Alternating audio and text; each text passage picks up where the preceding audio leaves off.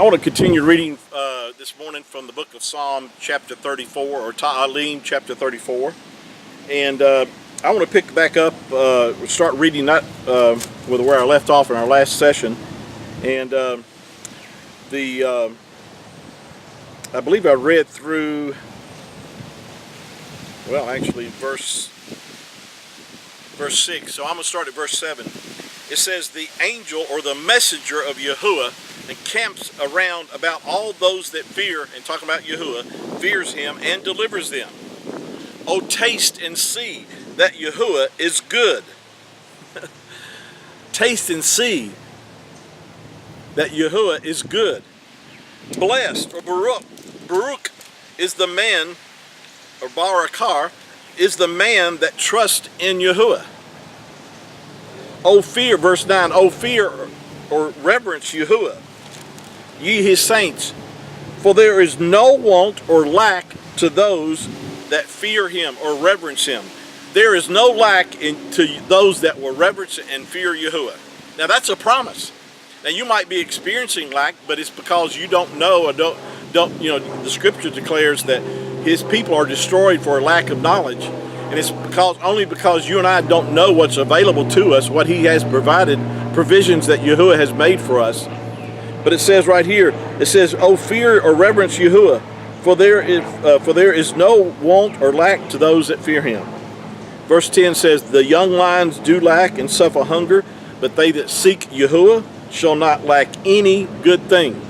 Your problem, my problem may be that we just haven't sought Yahuwah like we should. But if we seek him, we have his promise that you'll not lack any good thing.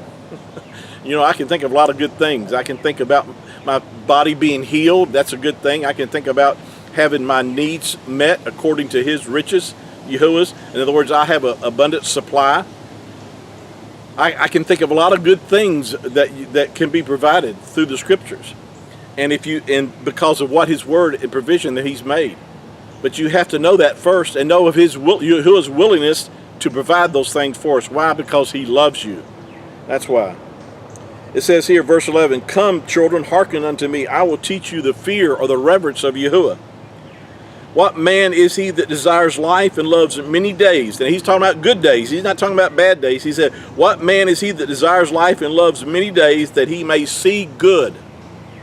Keep your tongue from evil and your lips from speaking guile." In other words, watch what's coming out of your mouth, because that's the main problem with a lot of people, is what's coming out of their mouth. The scripture says in the book of James that out of the mouth proceed blessing and cursing. See, and we think cursing is not just talking about saying bad words. Some of that could apply to that, but that's not what it's talking about. Your words can bring a curse upon you. Yahushua himself said that for out of the abundance of the heart, the mouth speaks. Now you could be speaking words of curse upon your own life and not knowing it. And you could also turn that around and speak blessing in the same way. Blessings by putting Yahuwah's word in your mouth and acknowledging what his word declares about you, because death and life are in the power of the tongue, and they that love it shall eat the fruit of it. In other words, what words you're speaking, whether they be words of death or words of life. So I want to encourage you today, speak words of life. And those words of life will be words of the scripture of what promises that Yahuwah has made to us. Thank you for joining us this morning. And we'll just share again some more about the blessing of Yahuwah. And share this with others on Facebook, your friends. And you have a blessed, prosperous day in all that you do. Yahuwah loves you. Shalom.